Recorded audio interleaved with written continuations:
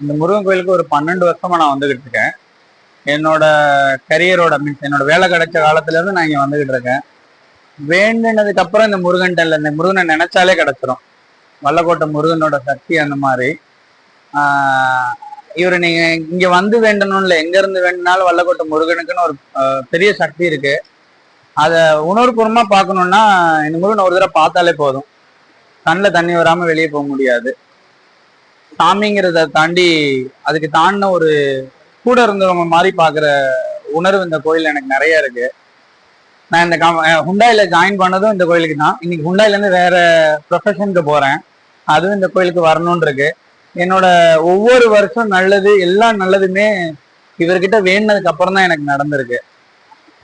அந்த வகையில ரொம்ப ரொம்ப ரொம்ப ரொம்ப என்ன சொல்றது, ஒரு மனப்பூர்வம் மனசுக்கு தாண்டின சக்தியா அந்த சாமியோட நான் டிராவல் பண்ணிக்கிட்டே போயிட்டு இருக்கேன். லைஃப்ல கடைசி வரலையும் இந்த கோயிலுக்கு வருவேன். இந்த அளவு வல்லக்கோட்டை முருகனுக்குன்னு சக்திலாம் இல்லைங்க, அது ஒரு உணர்வு.